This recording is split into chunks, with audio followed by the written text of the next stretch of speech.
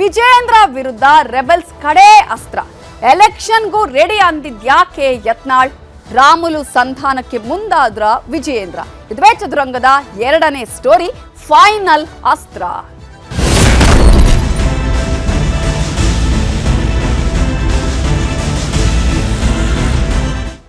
ಈಗಾಗಲೇ ಬಿಜೆಪಿಯಲ್ಲಂತೂ ಬಣ ಬಡಿದಾಟ ಮುಗಿಯುವ ಲಕ್ಷಣಗಳೇ ಕಾಣಿಸ್ತಾ ಇಲ್ಲ. ಈಗಾಗಲೇ ವಿಜಯೇಂದ್ರ ವಿರುದ್ಧ ರೆಬೆಲ್ಸ್ ಕೊನೆ ಹಂತದ ಸಮರವನ್ನ ಮಾಡ್ತಾ ಇದ್ದಾರೆ. ಆ ಕಾರಣಕ್ಕಾಗಿಯೇ ನಾಳೆ ದೆಹಲಿಗೆ ಟೀಮ್ ಹೋಗುತ್ತೆ. ನಾಳೆಯೇ ಎಲ್ರಿಗೂ ಕೂಡ ದೂರನ್ನ ಕೊಡ್ತಾರೆ.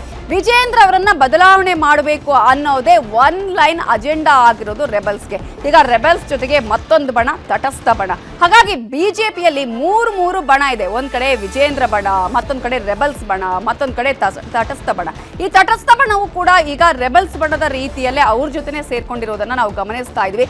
ಅವರ ಉದ್ದೇಶ ಕೂಡ ಅಷ್ಟೇ, ಈಗಾಗಲೇ ರಾಜ್ಯಾಧ್ಯಕ್ಷರಾಗಿರುವಂತಹ ವಿಜೇಂದ್ರ ಅವರನ್ನ ಬದಲಾವಣೆ ಮಾಡಬೇಕು ಅಂತ ಹೇಳಿ. ಅದರ ಜೊತೆಗೆ ಒಂದು ಹೆಸರನ್ನ ಶಿಫಾರಸ್ ಮಾಡುವ ಸಾಧ್ಯತೆ ಇದೆ ಅವರ ಬಣದಿಂದ. ರೆಬೆಲ್ಸ್ ಅಂತೂ ಈ ಹಿಂದಿನಿಂದಲೂ ಕೂಡ ಬಿಗಿಪಟ್ಟು ಹಿಡಿದಿರೋದು ಏನಪ್ಪಾ ಅಂತ ಹೇಳಿದ್ರೆ, ವಿಜೇಂದ್ರ ಅವರನ್ನ ರಾಜ್ಯಾಧ್ಯಕ್ಷ ಹುದ್ದೆಯಿಂದ ಕೆಳಗಿಳಿಸಲೇಬೇಕು ಅನ್ನುವಂಥದ್ದು. ಆದ್ರೆ ಹೈಕಮಾಂಡ್ ಏನ್ ಮಾಡುತ್ತೆ? ಹೈಕಮಾಂಡ್ ಈಗಾಗಲೇ ಇವತ್ತು ವಿಜೇಂದ್ರ ಅವರು ಕೂಡ ಹೇಳ್ತಾ ಇದ್ರು, ಏನೋ ಆಗೋದಿಲ್ಲ, ಮತ್ತೆ ಈ ಒಂದು ರಾಜ್ಯಾಧ್ಯಕ್ಷ ಹುದ್ದೆ ಸುಗಮವಾಗಿ ಸಾಗತ್ತೆ, ನಾನೇ ಇರ್ತೀನಿ ಅನ್ನುವಂತಹ ವಿಚಾರವನ್ನ ಹೇಳ್ತಾ ಇದ್ರು ಕೂಡ ಹೇಳುವಷ್ಟು ಈಸಿ ಇಲ್ಲ ಅನ್ನೋದನ್ನ ನಾವಿಲ್ಲಿ ಗಮನಿಸಬೇಕಾಗುತ್ತೆ. ರೆಬೆಲ್ಸ್ ಟೀಮ್ ಇಷ್ಟು ದಿನಗಳ ಕಾಲ ಹೋರಾಟವನ್ನ ಮಾಡ್ತಾ ಇದೆ, ಇಷ್ಟು ದಿನಗಳ ಕಾಲ ಬಹಿರಂಗವಾಗಿ ಹೇಳಿಕೆಯನ್ನ ಕೊಡ್ತಾ ಇದ್ರು ಕೂಡ ಹೈಕಮಾಂಡ್ ಇಲ್ಲಿ ಗಪ್ ಚುಪ್ ಆಗಿರೋದ್ರ ಹಿಂದೆ ಹಾಗಿದ್ರೆ ಏನೆಲ್ಲ ಲೆಕ್ಕಾಚಾರಗಳು ಇದೆ ಅನ್ನೋದನ್ನ ಕೂಡ ನಾವಿಲ್ಲಿ ಗಮನಿಸಬೇಕಾಗುತ್ತೆ. ಹಾಗಾದ್ರೆ ಈ ಎಲ್ಲಾ ವಿಚಾರಕ್ಕೆ ಸಂಬಂಧಪಟ್ಟಾಗೆ ಬಸನಗೌಡ ಪಾಟೀಲ್ ಯತ್ನಾಳ್ ಏನ್ ಹೇಳಿದ್ದಾರೆ ನೋಡೋಣ. ಅದೇ ನಾಳೆ ನಾನು ಎಲ್ಲರೂ ನಮ್ಮ ಟೀಮ್ ಅಂತ ಇಲ್ಲೀಗ ಭಾಳ ದೊಡ್ಡ ಟೀಮ್ ಐತೆ. ಅಲ್ಲಿ MP ಗಳು ಭಾಳಷ್ಟು ಜನ ತಯಾರಾಗ್ಯಾರ. ನಾವು ಎಲ್ಲರೂ ಕೂಡಿ ದಿಲ್ಲಿಗೆ ಹೋಗ್ತಾ ಇದ್ದೀವಿ. ಈ ಯಡಿಯೂರಪ್ಪ ಕುಟುಂಬದಿಂದ BJP ಮುಕ್ತ ಮಾಡ್ಬೇಕಂತ ನಮ್ಮದು ಒಂದು 1 ಪಾಯಿಂಟ್ ಪ್ರೋಗ್ರಾಮ್ ಇದೆ, ಅದಕ್ಕೆ ಹೋಗ್ತಾ ಇದ್ದೀವಿ. ಎಷ್ಟು ಅಲ್ಲಿ ಹೋದ್ಮ್ಯಾಗ ಎಷ್ಟು ಸಂಖ್ಯೆ ಐತೆ ನನಗೂ ಗೊತ್ತಿಲ್ಲ. ಈಗ ಎಲ್ಲರೂ ರೆಡಿ ಆಗ್ಯಾರ. ಭ್ರಷ್ಟಾಚಾರ ರಹಿತ, ಕುಟುಂಬ ಶಾಹಿ ರಹಿತ, ಹಿಂದುತ್ವದ ಪರವಾಗಿರುವಂಥ ನಾಯಕತ್ವ ಕರ್ನಾಟಕ ಕೊಡಿ ಸಾಕು. ಯಡಿಯೂರಪ್ಪ ಕುಟುಂಬ ಸಾಕಷ್ಟು ಲೂಟಿ ಮಾಡ್ಯಾರ, ನಕಲಿ ಸಹಿ ಮಾಡ್ಯಾರ.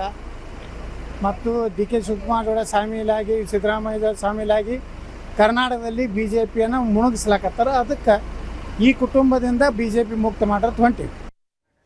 ಸೊ ಒಬ್ಬರಿದ್ದಂತಹ ಯತ್ನಾಳ್ ಬಣ್ಣದಲ್ಲಿ ಈಗಾಗಲೇ ಸಾಕಷ್ಟು ಜನ ಜಾಯಿನ್ ಆಗಿದ್ದಾರೆ. ಹಾಗಾದ್ರೆ ಏನಿದು ಫೈನಲ್ ಅಸ್ತ್ರ ಅಂತ ನಾವು ಗಮನಿಸ್ತಾ ಹೋಗೋದಾದ್ರೆ, ಫೈನಲ್ ಅಸ್ತ್ರದಲ್ಲಿ ರಾಜ್ಯ ಬಿಜೆಪಿಯಲ್ಲಿ ಇನ್ನೂ ಕೂಡ ಬಣಗಳ ಬಡಿದಾಟ ನಿಲ್ಲುವ ಲಕ್ಷಣ ಕಾಣಿಸ್ತಾ ಇಲ್ಲ. ಮೂರು ಬಣಗಳಂತಾಗಿದೆ, ಒಂದು ಮನೆಯ ಜೊತೆಗೆ ಮೂರು ಬಾಗಿಲು ಅನ್ನುವ ರೀತಿಯಲ್ಲಿ ವಿಜೇಂದ್ರ ಬದಲಾವಣೆಗೆ ರೆಬೆಲ್ಸ್ ಟೀಮ್ ಅಂತೂ ಪಟ್ಟನ್ನ ಹಿಡಿದಿದೆ. ಅವರ ಒನ್ ಲೈನ್ ಅಜೆಂಡಾ ಯತ್ನಾಳ್ ಹೇಳಿದ ಹಾಗೇನೆ ನಾಳೆ ದೆಹಲಿಗೆ ತೆರಳುತ್ತಾ ಇದ್ದಾರೆ ರೆಬೆಲ್ಸ್ ನಾಯಕರು. ಅಲ್ಲಿ ದೂರನ್ನ ಕೊಡೋದಕ್ಕೂ ಕೂಡ ಎಲ್ಲಾ ತಯಾರಿಯನ್ನ ಮಾಡ್ಕೊಂಡಿದ್ದಾರೆ. ನಾಳೆ ದೆಹಲಿಗೆ ತೆರಳುತ್ತಾ ಇರುವಂತಹ ಹಿನ್ನೆಲೆಯಲ್ಲಿ ಅಲ್ಲಿ ಏನ್ ಮಾತನಾಡಬೇಕು, ಯಾವ ರೀತಿಗೆ ದೂರನ್ನ ಕೊಡಬೇಕು ಅನ್ನೋದರ ಜೊತೆಗೆ ಬಿಜೆಪಿ ರಾಜ್ಯಾಧ್ಯಕ್ಷರ ಸ್ಥಾನಕ್ಕೆ ಸ್ಪರ್ಧೆಯನ್ನ ಮಾಡುವಂತಹ ಇಂಗಿತವನ್ನ ಕೂಡ ಈಗಾಗಲೇ ವ್ಯಕ್ತಪಡಿಸ್ತಾ ಇದ್ದಾರೆ. ಒಂದ್ ಕಡೆ ರೆಬೆಲ್ಸ್ ಟೀಮ್ ನಿಂದ ಆದ್ರೆ ಮತ್ತೊಂದ್ ಕಡೆ ತಟಸ್ಥ ಬಣದಿಂದ BSY ನಾಯಕತ್ವ ಇರ್ಲಿ, ವಿಜಯೇಂದ್ರ ಬೇಡ ಅನ್ನೋದನ್ನೇ ಹೇಳಿ ವಿಜಯೇಂದ್ರ ಅವರ ರಾಜ್ಯಾಧ್ಯಕ್ಷ ಸ್ಥಾನದಿಂದ ಕೆಳಗಿಳಿಸುವಂತಹ ಪ್ರಯತ್ನಗಳು ಕೂಡ ಇಲ್ಲಿ ಆಗ್ತಾ ಇದೆ. ಬೇರೆಯವರನ್ನ ರಾಜ್ಯಾಧ್ಯಕ್ಷರನ್ನಾಗಿ ಮಾಡುವುದಕ್ಕೆ ಒತ್ತಡವನ್ನ ಹೇರ್ತಾರೆ. ಹೈಕಮಾಂಡ್ಗೆ ಇದೇ ವಿಚಾರವನ್ನ ಹೇಳ್ತಾರೆ, ಏನೇನು ಸಮಸ್ಯೆಗಳು ಆಗಿದೆ ಇಲ್ಲಿ ಅಂತ ಹೇಳಿ. ರೆಬೆಲ್ಸ್ ತಂಡದಿಂದ ಒಬ್ಬರ ಹೆಸರು ಶಿಫಾರಸಿಗೂ ಕೂಡ ಈಗಾಗಲೇ ಸಿದ್ಧತೆಯನ್ನ ಮಾಡ್ಕೊಂಡಿದ್ದಾರೆ. ವಿಜೇಂದ್ರ ಬದಲು ಬೇರೆಯವರನ್ನ ರಾಜ್ಯಾಧ್ಯಕ್ಷರನ್ನ ಮಾಡಿ ಅಂತ ಹೇಳಿ ಹೈಕಮಾಂಡ್ಗೆ ಕೇಳ್ಕೊಳ್ತಾರೆ. ಜೊತೆಗೆ ವಿಜೇಂದ್ರಗೆ ಮತ್ತೊಮ್ಮೆ ಅವಕಾಶ ಬೇಡವೇ ಬೇಡ. ಈಗ ಕೊಟ್ಟಿದ್ದೀರಲ್ಲ ಪಕ್ಷ ಸಂಘಟನೆಯ ವಿಚಾರ, ಚುನಾವಣೆ ವಿಚಾರ ಎಲ್ಲವನ್ನ ನೀವು ಗಮನಿಸಿದ್ದೀರಿ. ಹಾಗಾಗಿ ತಟಸ್ಥ ಬಣದ ವಿಚಾರದಲ್ಲೂ ಕೂಡ ನಾವು ಗಮನಿಸೋದಾದ್ರೆ 6 ಮಂದಿಯ ಹೆಸರನ್ನ ಪ್ರಸ್ತಾಪ ಮಾಡಲಾಗತ್ತೆ. ತಟಸ್ಥ ಬಣದ 6 ಮಂದಿಯ ಹೆಸರಿನ ಜೊತೆಗೆ ಅದರಲ್ಲಿ ಇನ್ನೊಂದು ಕಡೆ ರೆಬೆಲ್ಸ್ ನಲ್ಲಿ ಒಬ್ಬರನ್ನ ಕೂಡ ಪ್ರಸ್ತಾಪ ಮಾಡುವ ಸಾಧ್ಯತೆ ಇದೆ. ಈ ಮೂಲಕ ರಾಜ್ಯ ಬಿಜೆಪಿಗೆ ಚೈತನ್ಯ ತುಂಬುವಂತಹ ನಾಯಕರು ಬೇಕು. ಎಲ್ಲಾ ವಿಚಾರದಲ್ಲಿ ಫೇಲ್ಯೂರ್ ಆಗಿದ್ದಾರೆ ವಿಜೇಂದ್ರ ಅವರು. ಪಕ್ಷದಲ್ಲಿ ವಿಜೇಂದ್ರ ಮೇಲೆ ವಿಶ್ವಾಸ ಇಲ್ಲ ಅನ್ನುವಂತಹ ವಾದವನ್ನ ಕೂಡ ಅವರು ಹೈಕಮಾಂಡ್ಗೆ ಹೇಳುವಂತಹ ಸಾಧ್ಯತೆಗಳು ಕೂಡ ಇದೆ. ಅಷ್ಟು ಮಾತ್ರ ಅಲ್ಲ, ಚುನಾವಣೆಯಲ್ಲಿ ಸೋಲ್ಗಳ ಆಗಿದೆ. ಹಾಗಾದ್ರೆ ಏನ್ ಮಾಡಬೇಕು, ಯಾವ ರೀತಿಯಾಗಿ ಪಕ್ಷ ಸಂಘಟನೆಗೆ ಇಲ್ಲಿ ರಾಜ್ಯಾಧ್ಯಕ್ಷರಿಂದ ಆಗೋದಿಲ್ಲ ಅನ್ನೋದರ ಜೊತೆಗೆ ರೆಬೆಲ್ಸ್ ಹಾಗಾದ್ರೆ ಏನು ದೂರು ಕೊಡಬಹುದು ಅನ್ನೋದನ್ನ ನಾವು ಗಮನಿಸ್ತಾ ಹೋಗೋದಾದ್ರೆ, ಹಿರಿಯರನ್ನ ವಿಜಯೇಂದ್ರ ಇಲ್ಲಿ ವಿಶ್ವಾಸಕ್ಕೆ ತೆಗೆದುಕೊಳ್ತಾ ಇಲ್ಲ. ಈಗಾಗಲೇ ತಟಸ್ಥ ಬಣದಲ್ಲಿರುವಂತಹ ಹಿರಿಯರಿಗಿರುವಂತಹ ಅಸಮಾಧಾನ ಕೂಡ ಅದೇ. ಶಾಸಕರ ಮಾತಿಗೂ ಪಕ್ಷದಲ್ಲಿ ಬೆಲೆ ಇಲ್ಲದಾಗಲೇ ತಾನು ಏನು ಬೇಕು, ತನ್ನ ಇಚ್ಛೆ ಏನು ಅದನ್ನೇ ಅವರು ಮಾಡ್ತಾ ಇದ್ದಾರೆ. ಯಾವುದೇ ಹೋರಾಟ, ಈಗ ಸಾಕಷ್ಟು ಹೋರಾಟಗಳಿದೆ ಕಾಂಗ್ರೆಸ್ ವಿರುದ್ಧ, ಯಾವುದಕ್ಕೂ ಕೂಡ ತಾರ್ಕಿಕ ಅಂತ್ಯ ಸಿಗ್ತಾ ಇಲ್ಲ. ಕಾಂಗ್ರೆಸ್ ನಾಯಕರ ಜೊತೆಗೆ ಇವರು ಹೊಂದಾಣಿಕೆಯನ್ನ ಮಾಡ್ಕೊಂಡಿದ್ದಾರೆ ಅನ್ನುವಂತಹ ಗಂಭೀರವಾದ ಆರೋಪ. ಸೂಕ್ತ ರೀತಿಯಲ್ಲಿ ಪಕ್ಷ ಸಂಘಟನೆ ಆಗ್ತಾ ಇಲ್ಲ. ಜೊತೆಗೆ ಜಿಲ್ಲಾಧ್ಯಕ್ಷರ ವಿಚಾರಕ್ಕೆ ಸಂಬಂಧಪಟ್ಟ ಹಾಗೆ ಜಿಲ್ಲಾ ಘಟಕದ ಅಧ್ಯಕ್ಷರ ನೇಮಕದಲ್ಲಿ ಸಾಕಷ್ಟು ಲೋಪ ಆಗಿದೆ. ಅವರಿಗೆ ಯಾರ ಹೆಸರು ಬೇಕೋ ಅದನ್ನೇ ಹೈಕಮಾಂಡ್ಗೆ ಕೊಟ್ಟಿದ್ದಾರೆ. ಪಕ್ಷದಲ್ಲಿ ವಿಜೇಂದ್ರ ಆಪ್ತರಿಗೆ ಮಣೆ ಹಾಕಲಾಗ್ತಾ ಇದೆ. ಯಾರ ವಿಶ್ವಾಸವನ್ನ ಕೂಡ ತೆಗೆದುಕೊಳ್ತಾ ಇಲ್ಲ. ಸಾಕಷ್ಟು ಸೋಲುಗಳಾಗಿದೆ ಚುನಾವಣೆಗಳಲ್ಲಿ. ಹಿಂದಿನ ಚುನಾವಣೆಗಳಲ್ಲೂ ಗಮನಿಸಿದ್ರೆ ಸಾಕಷ್ಟು ಸೋಲಾಗಿದೆ. ಹಾಗಾಗಿ ಕಾರ್ಯಕರ್ತರು ವಿಜೇಂದ್ರ ಮೇಲೆ ವಿಶ್ವಾಸವನ್ನ ಕಳೆದುಕೊಳ್ತಾ ಇದ್ದಾರೆ. ಕಾರ್ಯಕರ್ತರು ವಿಶ್ವಾಸವನ್ನ ಕಳೆದುಕೊಂಡ್ರೆ ಪಕ್ಷದ ಸ್ಥಿತಿ ಏನಾಗಬೇಕು ಅನ್ನುವಂಥ ವಿಚಾರವನ್ನ ಇಟ್ಕೊಂಡು ದೂರು ಸಲ್ಲಿಸುವಂತಹ ಸಾಧ್ಯತೆ ಇದೆ. ಮತ್ತೊಂದು ಕಡೆ ಈಗಾಗಲೇ ರಾಮುಲು ವಿಚಾರ ನಿಮ್ಗೆಲ್ಲರಿಗೂ ಕೂಡ ಗೊತ್ತಿದೆ. ಈಗಾಗಲೇ ರಾಮುಲು ಅವರು ಒಂದಷ್ಟು ರೀತಿಯ ಆಕ್ರೋಶವನ್ನ ವ್ಯಕ್ತಪಡಿಸಿದ್ರು ವಿಜೇಂದ್ರ ವಿರುದ್ಧ.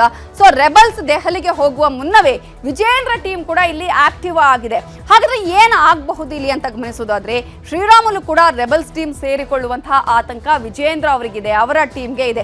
ಯಾವುದೇ ಕಾರಣಕ್ಕೂ ಆ ರೀತಿ ಆಗಬಾರ್ದು ಅನ್ನುವಂತಹ ಹಿನ್ನೆಲೆಯಲ್ಲಿಯೇ ವಿಜೇಂದ್ರ ಅವರು ರಾಮುಲು ಜೊತೆಗೆ ಸಂಧಾನಕ್ಕೆ ಮುಂದಾದ್ರ ಅನ್ನುವಂತಹ ಪ್ರಶ್ನೆಗೆ ಇವತ್ತು ಅನೇಕ ಬೆಳವಣಿಗೆಗಳು ನಡೆದಿದೆ. ಗದಗದಲ್ಲಿ ಬಿ ಶ್ರೀರಾಮುಲು ಹಾಗೂ ಮಾಜಿ ಶಾಸಕ ಪಿ ರಾಜೀವ್ ಇವತ್ತು ಮೀಟಿಂಗ್ ಅನ್ನ ಮಾಡಿದ್ದಾರೆ. ಇಬ್ರು ಕೂಡ ಅಲ್ಲಿ ಸಾಕಷ್ಟು ಮಾತುಕತೆಗಳನ್ನ ಮಾಡಿದ್ದಾರೆ. ಶ್ರೀರಾಮುಲು ನಿವಾಸಕ್ಕೇನೆ ಮಾಜಿ ಶಾಸಕ ಪಿ ರಾಜೀವ್ ಅವರು ಭೇಟಿಯನ್ನ ಕೊಡ್ತಾರೆ. ಅನೇಕ ವಿಚಾರಗಳನ್ನ ಅಲ್ಲಿ ಮಾತನಾಡ್ತಾರೆ. ಅದರಲ್ಲಿ ಪ್ರಮುಖವಾಗಿ ಯಾವುದೇ ಕಾರಣಕ್ಕೂ ರೆಬಲ್ಸ್ ಟೀಮ್ ನೀವು ಸೇರ್ಬೇಡಿ ಅನ್ನೋದೇ ಇರುತ್ತೆ ಅನ್ನೋದು. ಇನ್ನು ಟೀ ಕುಡಿಯುವ ನೆಪದಲ್ಲಿ ಇಬ್ಬರು ನಾಯಕರಿಂದ ಕೆಲವು ಹೊತ್ತು ಮೀಟಿಂಗ್ ಅನ್ನ ನಡೆಸಲಾಗಿದೆ. ಮೀಟಿಂಗ್ ನಂತರ ಇವರಿಬ್ರು ಕೂಡ ಒಟ್ಟಾಗಿ ಹೊರಗೆ ಬಂದಿದ್ದಾರೆ. ಇವರಿಬ್ರು ಒಟ್ಟಾಗಿ ಹೊರಬಂದಂತಹ ಸಂದರ್ಭದಲ್ಲಿ ಶ್ರೀರಾಮುಲು ಮಾತನಾಡಿದ್ದಾರೆ. ಏನ್ ಹೇಳಿದ್ದಾರೆ ಕೇಳಿಸ್ಕೊಳ್ಳಿ. ನಾಯಕರೆಲ್ಲರೂ ಕೂಡ ಇವತ್ತು ಡೆಲ್ಲಿಗೆ ಹೋಗಿದ್ದಾರೆ. ಡೆಲ್ಲಿಗೆ ಹೋದಂಥ ಟೈಮಲ್ಲಿ ಅವ್ರ ಅನಿಸಿಕೆಗಳು ಏನೇನಿದಾವೆ ಅವರೆಲ್ಲ ಕೂಡ ಹೇಳ್ಕೊಳ್ಳೋಂಥ ಕೆಲಸ ಮಾಡ್ತಾರೆ. ನಂದೇನಂದ್ರಿಗಿನ ರಾಷ್ಟ್ರೀಯ ನಾಯಕರು ಏನಿದ್ರೆ ಕೂಡ ಈ ಮುಗದಾಣ ಯಾರ ಕೈಯಲ್ಲಿ ಇರುತ್ತೆ ಅಂದ್ರಿಗಿನ ಅದು ರಾಷ್ಟ್ರೀಯ ನಾಯಕರ ಜೊತೆಲೇ ಇರ್ತದೆ. ಇಷ್ಟು ದಿನಗಳ ಕಾಲ ರಾಮುಲು ಸುಮ್ಮನಿದ್ರು ಅಂತ ಹೇಳ್ತಿದ್ರಲ್ಲ, ಇನ್ನು ಮುಂದೆ ಸುಮ್ಮನೆ ಇರೋದೇನಿಲ್ಲ. ಇವತ್ತು ಇನ್ನು ಮುಂದೆ ನಾವಿದ್ರು ನಾವು ಕೂಡ ಮಾತಾಡೋದೆ, ಏನಿದ್ರೆ ಅದು ಮಾತಾಡೋದು, ಯಾರದೇ ಮುಲಾಜೇನಿಲ್ಲ. ರಾಮುಲು ಅವ್ರು ಯಾವತ್ತೂ ಕೂಡ ಪಾರ್ಟಿ ಬಿಟ್ಟೋಗಲ್ಲ ಅನ್ನೋಂಥದ್ದು ಇಡೀ ರಾಜ್ಯದ ಜನರಿಗೆ ಗೊತ್ತಿದೆ. ಇವತ್ತು ಕ್ರೆಡಿಬಿಲಿಟಿ ಇರೋ ಕಾರಣ, ಒಳ್ಳೆ ವ್ಯಕ್ತಿ ಆಗಿರೋ ಕಾರಣ ಕರೆದಿರ್ಬೋದೇನೋ. ಹೋಗಂಥದ್ದು ನನ್ನ ಮನಸ್ಥಿತಿ ಅಲ್ಲ.